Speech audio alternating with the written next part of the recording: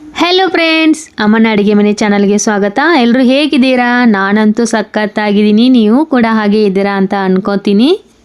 ಇವತ್ತಿನ ಈ ವಿಡಿಯೋದಲ್ಲಿ ನಿಮಗೆ ಗರಿಗರಿಯಾದಂಥ ಸಾಬುದಾನಿ ವಡೆ ಅಥವಾ ಶಿವರಾತ್ರಿ ಹಬ್ಬಕ್ಕೆ ವಿಶೇಷವಾಗಿ ತಿನ್ನುವಂಥ ರುಚಿಕರವಾದ ಗರಿಗರಿಯಾದ ಸಾಬುದಾನಿ ವಡೆನ ಹೇಗೆ ಮಾಡೋದು ಅಂತ ಇವತ್ತಿನ ಈ ವಿಡಿಯೋದಲ್ಲಿ ನಾನು ನಿಮಗೆ ತಿಳಿಸ್ಕೊಡ್ತೀನಿ. ಬನ್ನಿ ಫ್ರೆಂಡ್ಸ್, ಆಗಿದ್ದರೆ ಸಾಬುದಾನಿ ವಡೆನ ಹೇಗೆ ಮಾಡೋದು ಅಂತ ನೋಡೋಣ. ಮೊದಲಿಗೆ ನಾನು ಒಂದು ಬೌಲ್ನಷ್ಟು ಸಾಬುದಾನಿನ ತಗೊಂಡಿದ್ದೀನಿ. ಅದನ್ನು ಒಂದು ಪಾತ್ರೆಗೆ ಹಾಕ್ಕೊಳ್ತೀನಿ. ಇವಾಗ ಹಾಕ್ಕೊಂಡಾದ ನಂತರ ಅದನ್ನು ಚೆನ್ನಾಗಿ ಒಂದು ಸಲ ತೊಳ್ಕೊಳ್ತೀನಿ. ತೊಳ್ಕೊಂಡಾದ್ಮೇಲೆ ಅದು ನೆನೆಯೋದಕ್ಕೆ 1.5 ಗ್ಲಾಸ್ನಷ್ಟು ನೀರನ್ನು ಸೇರಿಸ್ಕೊಳ್ತೀನಿ.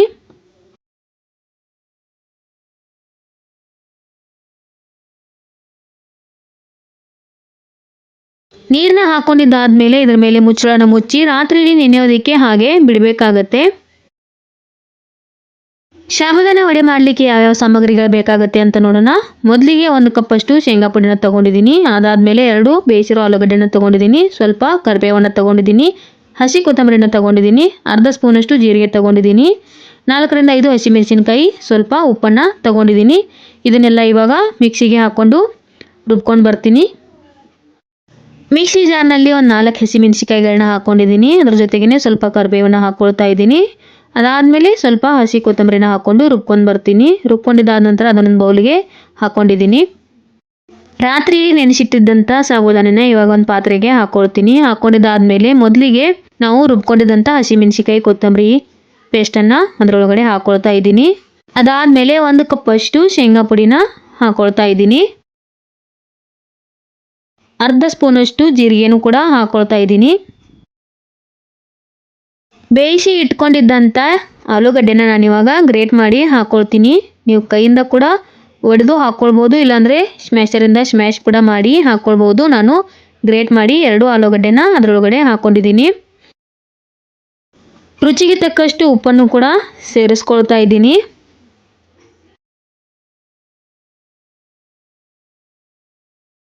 ಎಲ್ಲ ಮಸಾಲೆಗಳನ್ನ ಹಾಕ್ಕೊಂಡಿದ್ದಾದ್ಮೇಲೆ ಅದನ್ನು ಕೈಯಿಂದ ಚೆನ್ನಾಗಿ ಮಿಕ್ಸ್ ಮಾಡ್ಕೊಳ್ಳಿ. ಅದೇ ರೀತಿಯಾಗಿ ಮಿಕ್ಸ್ ಮಾಡ್ಕೊಳ್ತಾ ಅದನ್ನು ಚೆನ್ನಾಗಿ ನಾದ್ಕೊಳ್ಬೇಕಾಗತ್ತೆ. ನಾದುವಾಗ ನಿಮ್ಮ ಕೈಗೆ ಅಂಟ್ಕೊಳ್ತಾ ಇದ್ದರೆ ಕೈಗೆ ಸ್ವಲ್ಪ ಎಣ್ಣೆನ ಹಚ್ಕೊಂಡು ಚೆನ್ನಾಗಿ ನಾದ್ಕೊಳ್ಳಿ.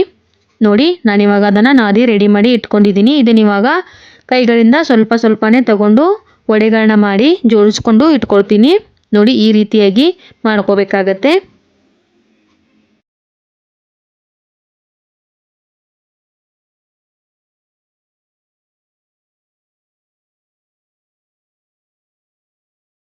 ಸ್ವಲ್ಪನೇ ಹಿಟ್ಟನ್ನು ತಗೊಂಡು ನಾನು ಈ ರೀತಿ ರೌಂಡ್ ಶೇಪಲ್ಲಿ ಮಾಡಿ ಇಟ್ಕೊಳ್ತಾ ಇದ್ದೀನಿ. ನಿಮಗೆ ಯಾವ ರೀತಿ ಶೇಪ್ ಬೇಕು ಆ ರೀತಿಯಾಗಿ ನೀವು ಮಾಡ್ಕೊಳ್ಬೋದು. ನಾನು ರೌಂಡಾಗಿ ಈ ರೀತಿಯಾಗಿ ಮಾಡಿ ಇಟ್ಕೊಳ್ತಾ ಇದ್ದೀನಿ.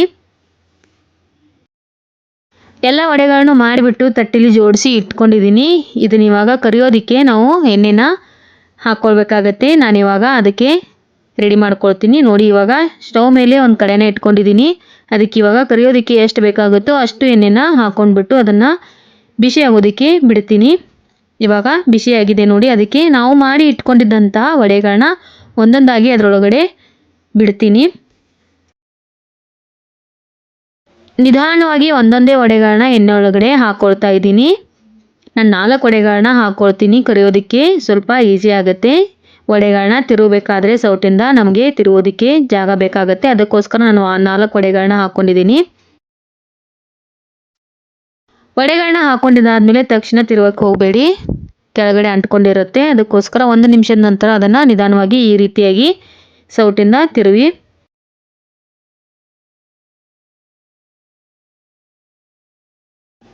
ವಡೆಗಳನ್ನ ಡೀಪ್ ಫ್ರೈ ಮಾಡ್ಕೋಬೇಕಾಗತ್ತೆ. ಬ್ರೌನ್ ಕಲರ್ ಬರಬೇಕು ವಡೆಗಳಿಗೆ, ಅಲ್ಲಿವರೆಗೂ ಫ್ರೈ ಮಾಡ್ಕೋಬೇಕು. ಇವಾಗ ಲೈಟಾಗಿ ಬ್ರೌನ್ ಕಲರ್ ಬಂದಿದೆ, ಇದಿನ್ನೂ ಫ್ರೈ ಆಗಬೇಕು. ಈ ರೀತಿಯಾಗಿ ಕಲರ್ ಬಂದರೆ ಇದು ಫ್ರೈ ಆಗಿರುತ್ತೆ. ಇವಾಗ ಇದು ಫ್ರೈ ಆಗಿದೆ. ನಾನು ಇದನ್ನು ತೆಗೆದು ಒಂದು ಬೌಲ್ನಾಗೆ ಹಾಕ್ಕೊಳ್ತೀನಿ. ವಡೆಗಳನ್ನ ತೆಗೆಯುವಾಗ ಒಂದೊಂದಾಗಿ ವಡೆಗಳನ್ನ ಎಣ್ಣೆ ಬಸಿದು ನಿಧಾನಕ್ಕೆ ತಕ್ಕೊಳ್ಳಿ. ಅದಾದಮೇಲೆ ನಾನು ಇವಾಗ 2ನೇ ಬ್ಯಾಚ್ ಕೂಡ ಎಣ್ಣೆ ಒಳಗಡೆ ಹಾಕ್ಕೊಳ್ತಾ ಇದ್ದೀನಿ. ಇದನ್ನು ಕೂಡ ಡೀಪ್ ಫ್ರೈ ಮಾಡ್ಕೋಬೇಕಾಗತ್ತೆ. ಇದು ಫ್ರೈ ಆದಮೇಲೆ ಯಾವ ರೀತಿ ವಡೆಗಳು ಬಂದಿವೆ ಅಂತ ನಾನು ನಿಮಗೆ ತೋರಿಸ್ತೀನಿ. ನೋಡಿ ಫ್ರೆಂಡ್ಸ್, ಗರಿಗರಿಯಾದ ರುಚಿಯಾದಂಥ ಸಾಬುದಾನ ವಡೆಗಳು ರೆಡಿ ಆಯಿತು. ಇವತ್ತಿನ ಈ ರೆಸಿಪಿ ನಿಮಗೆ ಇಷ್ಟ ಆಗಿದೆ ಅಂತ ಅನ್ಕೊಂತೀನಿ. ಇಷ್ಟ ಆಗಿದೆ ನೀವು ಕೂಡ ಒಂದ್ಸತಿ ಟ್ರೈ ಮಾಡಿ. ಹೇಗೆ ಬಂತು ಅಂತ ನನಗೆ ಕಮೆಂಟ್ ಬಾಕ್ಸ್ನಲ್ಲಿ ತಿಳಿಸೋದನ್ನು ಮಾತ್ರ ಮರಿಬೇಡಿ. ಇದೇ ಮೊದಲನೇ ಸತಿ ನಮ್ಮ ವಿಡಿಯೋಗಳನ್ನ ನೋಡ್ತಾ ಇದ್ರೆ ಮೊದಲು ಸಬ್ಸ್ಕ್ರೈಬ್ ಆಗಿ. ಯಾರೆಲ್ಲ ಇನ್ನೂ ಅಮ್ಮನ ಅಡುಗೆ ಮನೆ ಚಾನಲ್ಗೆ ಸಬ್ಸ್ಕ್ರೈಬ್ ಆಗಿಲ್ಲ ದಯವಿಟ್ಟು ಸಬ್ಸ್ಕ್ರೈಬ್ ಆಗಿ.